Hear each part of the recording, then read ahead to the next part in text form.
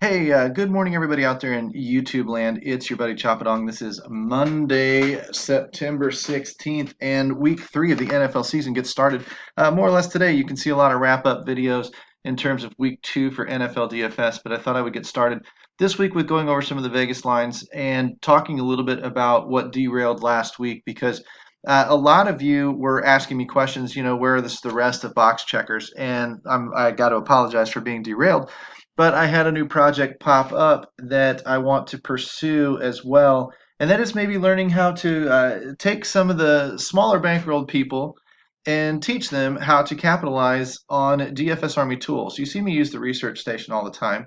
You see the domination station a little bit, but maybe let's put that to a little bit better use and let's maybe talk about doing a little bit of mass multi-entry, maybe hitting a couple of different contests, et cetera, et cetera. We're going to build a main cash line. We're not going to do that, obviously, out here in front of the public, but we're going to build a main cash lineup that's going to go into 80% of our budget or more. And then we're going to start branching out and taking on some tournaments and things with a little bit bigger portion of that. And the biggest focal point is going to be the nickel contest. I mean, what's not to like about 150 lineups of nickels?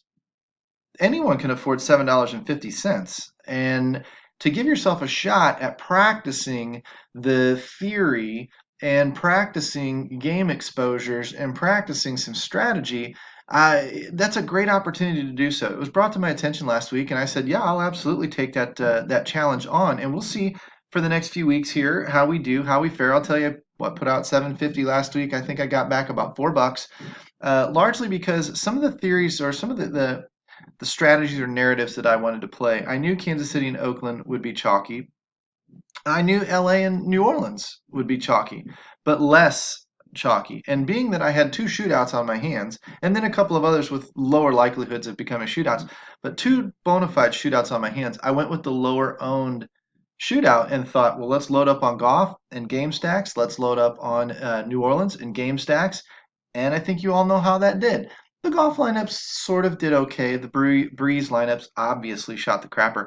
A lot of what I did do, I backed down some of my Kamara exposure, knowing he was going to be chalky, but I wasn't afraid to stack him with Breeze, being that he's heavily involved in the passing game. And I saw Saquon Barkley a little bit under-owned compared to Kamara. So I upped my Saquon percentages last week, and that helped out quite a bit. But I still had entirely too much Kamara because I think I ran 35% of him, but I was coming down off of 45, 48%, which is what the optimizer was throwing at me. And so I had to back that way down more towards uh, kind of what league average or league projected ownership was going to be in a little bit. We'll maybe talk about some of those things as we go and maybe teach those tools. Now, I'm not the expert at it, but one of my wheelhouses in terms of providing content for people has always been you learn as I learn. And I don't know everything. I don't profess to know everything. I read the coaches' sheets. I read the coaches' notes. I ask them questions. I discuss things with them all the time. And to be honest with you, I have no desire to ever be a pro. What I have the desire to be is your coach. And I can do things like get your mind right. We can talk fundamentals. We can talk cash games. We can talk a little bit of GPP theory and things like that. But if you're looking to me as the guy that, well, I obviously know what I'm talking about because I win hundreds of thousands of dollars, you're barking up the wrong tree. I don't personally believe that that matters because I've been a very, very competitive real life golfer in my day. And to be quite honest with you, I've had 3 or 4 golf lessons. That's all I've ever really had. And every real good golfer has a coach. And my golf coach was a man that couldn't break 80 if you had a gun to his head. But that guy was also a teaching professional for names like Chi Rodriguez, Craig Stadler, if you remember him. And he's gotten some PGA Tour pros to improve their games. And again, coaches oftentimes coach because they're not able to do. It's nice to have a coach that can do both, and we have a few of them inside DFSArmy.com. But sometimes it's the relatability. It's being able to ask the questions and get the answers that make sense from an experienced person that can guide you through your own process that makes for a good coach. And that's what I tend to be. And that's what I want to be. That's not I don't want to necessarily be I mean, I would love to win $1 million, but I don't necessarily want to be somebody who plays for a living and has to make thousands of dollars week in and week out to cover up the weeks that I lose money to turn around and supplement an income and pay for insurance and cover all of my taxes and all. That's not stress that I want in my life. If that was the case, I'd be a professional poker player. That's not the stress that I want in my life. I would rather sit back in a comfortable environment and help those people achieve their dreams that want to become that or that just want to become a better hobbyist. Okay, so if that kind of stuff appeals to you, you definitely need to consider becoming a VIP at dfsarmy.com. Use that coupon code CHOP, CHOP, and jump in here and get active and get interactive, and let's start talking back and forth. But what we're going to do today, we'll lead into it this week, I think, and get into the multi-entry nickels or something again, because I think that every VIP inside DFS Army needs to be taking advantage of something like that. I'll show you that they're pretty cash safe. Now, you may grind up a little bit, you may lose a little bit, but you're really only one or two really good strikes away from making your season in spades. And that's the appeal to them. You're taking, 20 shots on DraftKings, 150 shots in some cases, or 150 shots at a time on FanDuel. And where I will tell you the 150, it matters and it doesn't matter. Yeah, it helps me if I am taking 150 shots and you're only taking 3 shots. That definitely helps me. But if we look in terms of percentages, depending on the size of the contest, it's not as big of an advantage as you really think. Everybody says, well, he took 150 shots at it. Of course, he's going to win the Millie Maker. Well, when it's 200 some odd thousand people, not really. You see single entry guys win that stuff all the time. Yes, he's taking more shots than you. So 150 at a time over 16 weeks is 15 to 1,700 shots he's taking opposed to your 25. So yes, he's going to have more chances than you are, of course. But the pure advantage of winning a big contest like that is in the number of lineups. If you max enter it, the number of lineups as a percentage of the player pool or the entry pool that you put in. And so if you're taking 150 shots at 400,000 people or 400,000 entries like the nickel contest is, that's not much of an advantage compared to just taking 2 or 3 shots at it, because the percentage of you winning is already so stinking small. Now, if you get down into, I don't know, the 100-man contests that I preach about that I like so much, you get 3 shots at those on FanDuel. Well, that's a 3% chance that you control 3% of the entries in a 100-man contest if you put in 3 entries, as opposed to me if I only put in 1. You're going to have 3 times the chance I'm going to have by controlling 3% as opposed to my 1%, and that does make a big difference. You've got triple the chance I do. You don't have, in terms of absolute numbers, if I put in 1 into a 150 max entry tournament and you put in 150, you theoretically have 150 times the chance I have, but it doesn't work that way in the grand scheme of things in terms of the overall percentage, to win the contest, because I've got a 1 in 400,000 chance of winning, and you've got a 150 in 400,000 chance of winning, and the odds are very, very small for both of us that we're going to win. Now, the way NFL or the way DFS works is, where's my edge? Where's my advantage? And honestly, that advantage comes from getting, having more than that 1 in 400,000 chance of winning. If I've got a 2 in 400,000 chance, now let's say you enter one lineup and I enter one lineup. Okay, if I have a 2 in 400,000% chance because I'm that much better than the overall player pool, and you still only have a 1 in 400,000, or maybe you're worse than the player pool and you only have maybe half out of 400,000 chance of winning. Well, I'm going to have an edge. My edge is still very small, but I'm going to have an advantage. Over the long run, I'm going to be more profitable than you. Now, tomorrow, you might get luckier than me, but over the long run, I'm going to have a bigger advantage than you. Therefore, I have an edge over you.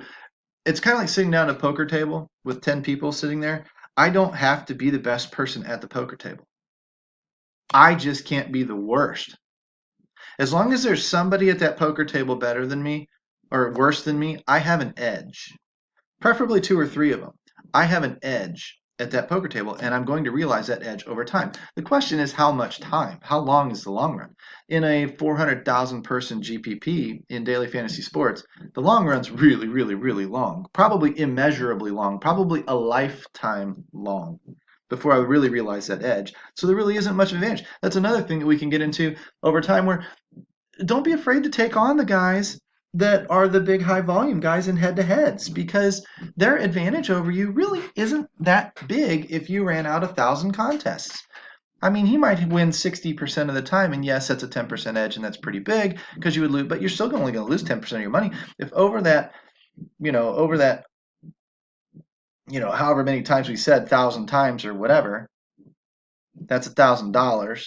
So 10% of that's $100. If you ran it 1,000 times, you're only going to lose $100. Over the course of how long would it take to run 1,000 contests head to head versus, say, me in football? My God, 10 years? So over the course of 10 years, if you lost $100 to me, I mean, did that really hurt your mortgage? Did that really hurt your ability to put food on the table? No, don't be afraid to attack those guys. Don't be afraid, don't be intimidated by them because yes, they're sharks, yes, they're very good. In a lot of cases, these guys are professionals. And I'm not saying go play them for $1,000 because that's going to really add up. But if you can find them for $1 or $2, don't really be too intimidated by it because you're just they don't have the edge over you that you might think that they do. All right, so that all said, we'll get into that later in the week. Let's run through box checkers a little bit now. We're not going to dive into the entire box checkers, but what we will do is we'll open up the Vegas lines for week 3, and we'll start cruising down looking for targets, and then maybe go looking at some pricing. So if I'm looking at just the 1 o'clock and 4 p.m. games, the main slate stuff, I'm looking at Green Bay 8-point favorite on the road at Denver. Now, I don't know what that means for me because going into Denver does make a little bit of a difference. We'll see how that hashes out over the week. But a 25.5 implied team total is pretty good. 27 is a little better for Philly. Philly at home, 7-point favorite over Detroit. I like that situation better. So names that would be popping off of my list would be like a Carson Wentz. Maybe a receiver if I can find one, but mostly I like running naked Wentz because he likes to spread the ball around, and it's really hard in like a cash game or even a safer contest, even like a hybrid type situation. It's really hard to figure out who he's going to throw to and who's going to have the good day. So if you stack him with somebody, including Ertz this year, chances are that second half of your stack can dud. You might miss the wrong guy. And I don't want to do that. So I would rather take that chance somewhere else in a different offense where the role is maybe a little bit more defined and, hope to increase my chances of hitting there. Kansas City, Mahomes is going to be priced out the wazoo, but 6-point favorites, 55-point total, 30.5 total on at home. Home, favored, high implied total. I mean, and it's Mahomes. Yeah, he's definitely in play. He's in play for cash games. If you want to pay up for it, it's going to cost you your running backs. I believe running backs are a little bit more of a scarce position where you're going to have to pay up for them because the drop off between running back 1 and running back 5 is way sharper than the drop off between quarterback 1 and quarterback 5. So it's more important to you to capitalize on that running back and pay up for it than it is for the quarterback.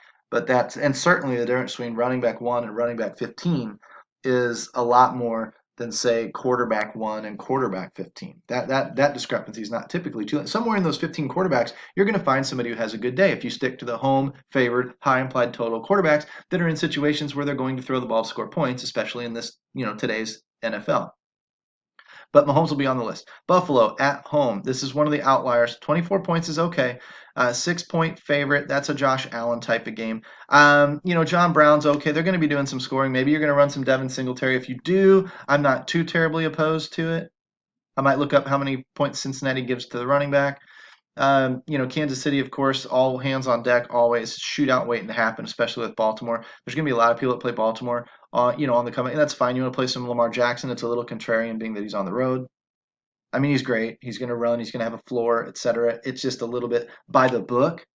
It's a little bit less safe than a Mahomes, but it's also a little less pricey. You're going to get about $1,000 discount or maybe a $500-$600 discount on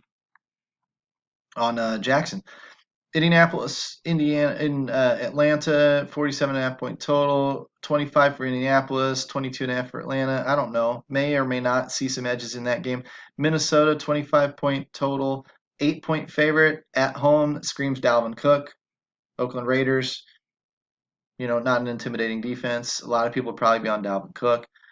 Pass catchers would be more contrarian. It would be more for tournaments. You're hoping that they get their 25 points or at least 2 of their touchdowns or so through the air. I don't know how much confidence Kirk Cousins has inspired in you, but Kirk Cousins, by the book, is in play. Home favored, implied to score some points, but more of a tournament type play. Because I think a lot of you want if Kirk Cousins was a little bit safer, like a Mahomes type, and they had a running back. This is the old Goff/Gurley or Dak/Zeke type play. Both running backs are involved in the passing game, so you've kind of got a little bit of correlation there. But really and truly, you're using it to hedge against all the points. You want access to all of the touchdowns coming out of those games. If they're implied to score 4 touchdowns, over 28 points, then you might want both. And if the spread is big, which suggests grinding the clock down late, you might want that running back. You're going to want the quarterback, because it's going to go through the air too. If you get lucky, it goes through the air to your running back. But generally speaking, you're a little bit more game flow independent using both quarterbacks. It's Tom Brady and LeGarrette Blount from a few years ago type of situation where Tom Brady would get all his points in the first half. They hand it to LeGarrette Blount in the second half to get all his points then. It's a lower ceiling, higher floor option, and it's worth considering. Maybe not with Cousins, though. There's Tom Brady, 32 points, 18-point favorite over New York Jets. My goodness. 18 points. That, is just screaming another Sony Michel type of day. We don't typically shy away from quarterbacks anymore in blowout situations. We used to, thinking, well, they're just going to hand the ball off late. Well, they had to get their points somehow. That's 4, almost 5 touchdowns. They aren't all going to be to Sony Michel. There's going to be some passing going on. So again, naked Brady, because he spreads the ball around. It looks like they're trying to force the ball Antonio Brown. That might be somebody to consider. Dallas, Dak is off to a great start. Again, highest implied total on the week. 21-point favorite, which is just disgusting. It is Miami, 47.5-point total, 21-point spread, and that's just insane. I don't think I've ever seen something like that before. But Dak, Zeke, a couple of pass catchers, all in play, being they're at home. It's also a spot for a Jason Witten type. He scored back-to-back weeks touchdowns. Go for it. Tampa Bay, 27.5. Jameis Winston, if you trust him, 6.5-point favorite at home. Is Peyton Barber for real? If so, it's a good spot for him. If not, Bruce Arians is just going to keep airing it out. And that Giants secondary has just been getting shredded. So maybe he has a good day. Maybe all of his people are wide open, and maybe he can hit the broadside of a barn. We know Cam can't hit the broadside of a barn, being 25 points or under, 3-point favorite. Arizona, I don't know. Arizona doesn't have much, but I don't think that I like Cam as much as I would like even a Winston. Certainly not Dak, Brady. Certainly not Josh Allen, Lamar Jackson, even on the road. Mahomes at home. Wentz. So where's Cam Newton already? 8th, 9th on the list, if that. These are the things you have to be thinking of in your head when you start walking through the first look at a slate. Seattle against New Orleans, the Teddy Bridgewater, New Orleans Saints. Seattle at home, favored. Chris Carson day. Carson and Cook, probably 2 very, very strong plays. Zeke, probably a very, very strong play. Sony Michel might be a pretty strong play. Might be 4th on that list of people that I just mentioned. Not at home, Denver. People were going to go to Aaron Jones, being that they're favored so heavily. But I would trust these guys at home before I would trust somebody at the road, especially in Denver. LA Chargers, Eckler. Of course, Rivers. A couple of touchdowns into Rivers, Keenan Allen. They don't have a tight end right now, and I don't really know who they would use as their second wide receiver. Maybe Eckler. But that's probably where a lot of people are going to go. Again, at home, favorite, implied to score some points. Eckler's in play. San Francisco, Breida, that's clearly still a committee. Even though it looked like Breida was getting all the touches and he was smashing, it was still, he was getting about 2/3 of the snaps, and, Mostert was getting 1/3 of the snaps, and he was being used. He wasn't just out there to give Breida rest. He was being used. So you're going to have to bear that in mind. Pittsburgh might be lost on the road. It's probably not a good spot for James Conner, being a 7-point underdog out there on the road. Sucks. I've got him in my season-long team, and I'm not going to be able to do anything about James Conner. That's if he's even healthy. If not, maybe I get lucky and pick up the handcuff on the waiver wire. Looking at the away teams, Baltimore, obviously not really attracted to a lot else. Maybe a Deshaun Watson in tournaments. But, and there's going to be some situations for some pass catchers. Let's go through a little bit more when we're thinking about pass catchers. We're looking for over 27 points implied. So that's your Philly pass, your Deshaun Jacksons, whatever, your Kansas City pass catchers, your New England, your Dallas pass catchers, your Tampa Bay pass catchers, potentially Godwin, another good spot for him. You look down here, and that's kind of about it. So it doesn't mean those are the only guys in play. It just means those guys are definitely in play on first glance. Come down here, looking at the lower implied under 18 points. Denver pass catchers probably going to be looking for garbage time if this game pans out according to plan. Baltimore pass catchers, probably not, even though that game might be a shootout. You might get lucky with one, probably a Mark Edwards type. I don't know about Hollywood Brown at this point. I mean, you never know. It is KC. KC gives up a ton of points. Maybe they're all in play. We'll talk about that through the week. Cincinnati, that's another Tyler Boyd slash John Ross type of situation. Those guys are probably in play on the road as underdogs. Oakland, Tyrell Williams, the number one receiver there, if he's still cheap. Miami, probably not. I just don't trust anything on that offense right now. Looking down here, there's nothing else that's too low. Maybe a Juju in tournaments. But, I mean, and that's not a bad play, being that Mason Rudolph or whatever is set to throw the ball a little bit deep, and he showed that he, maybe can air it out a little bit. He's got a good arm, so, maybe there's something there. That's just a first glance at what we're looking at, okay? And we're getting some game plans. I would encourage you to write those types of things down as you go through. Mark down the quarterbacks that are in play. Mark down the running backs, the receivers, maybe some tight ends that are definitely in play. Let's look really quick at defenses. You're looking for big favorites with low opponent implied totals. So I'm looking for, possibly Green Bay defense. That's a tournament type defense, being that they're on the road, being that they're in Mile High. I would be looking at a Buffalo, Cincinnati. That's a good, solid defense in Buffalo. And rolling down here, Minnesota, good, solid defensive position. Dallas, of course, is going to be very chalky.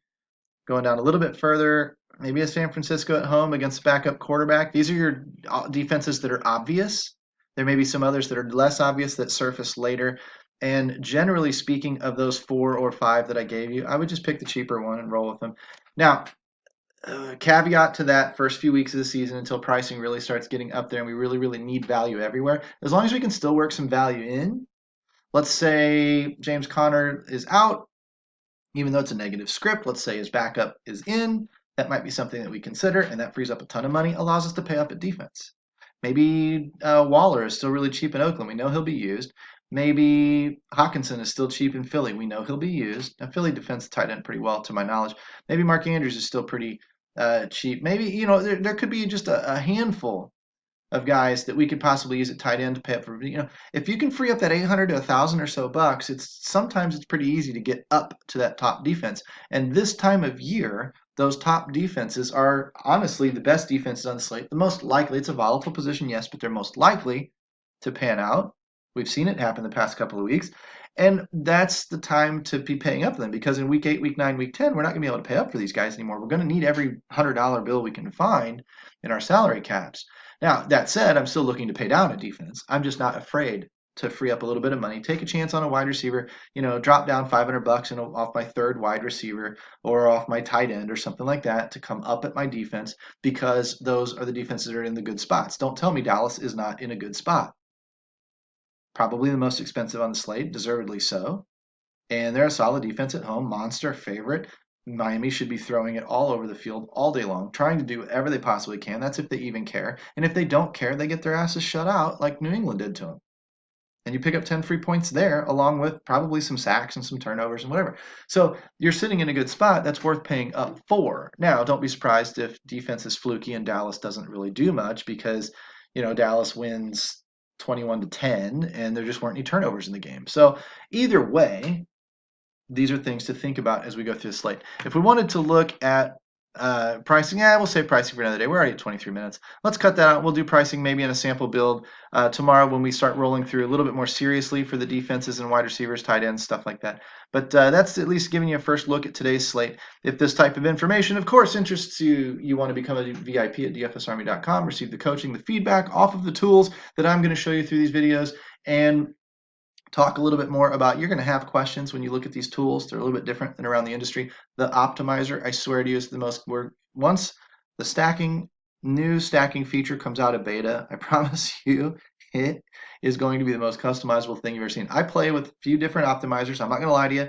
Part of my job here at DFS Army is to watch the competition. So I subscribe to several different sites. I look around. I'm always kind of keeping an eye on what people are doing. But I'm going to be quite honest with you with what I saw in the free video that I'll link in this description of what Football Geek showed us with setting up the optimizer with rules and whatnot. That was awesome. The other websites that I've looked at, their optimizers don't allow you to necessarily do that as easily. And then on top of that, the stacking tool is going to get even more customizable, and it's going to be ahead of the rest of the industry. And with the projections that we've been using, you're in good hands with college football, basketball, baseball. Hockey's coming on soon, PGA, all that stuff. Our guys, PGA, NASCAR guys, do a great job. You're in good hands no matter what sport you want to play. If you want to play a secondary sport like NASCAR with your football stuff, go for it, man. We've got the coaches over there designed to help you as well. You just simply come to dfsarmy.com, use coupon code CHOP, CHOP, get that 20% off discount, get in here, get rocking and rolling. The light membership, yes, does tools only, but you're going to have questions about the tools. You're going to need some explanation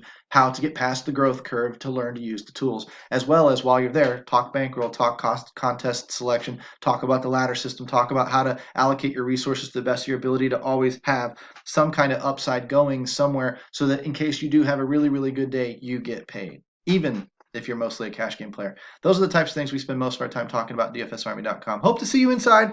We'll come back tomorrow. We'll talk a little bit more. At that point, take care, guys.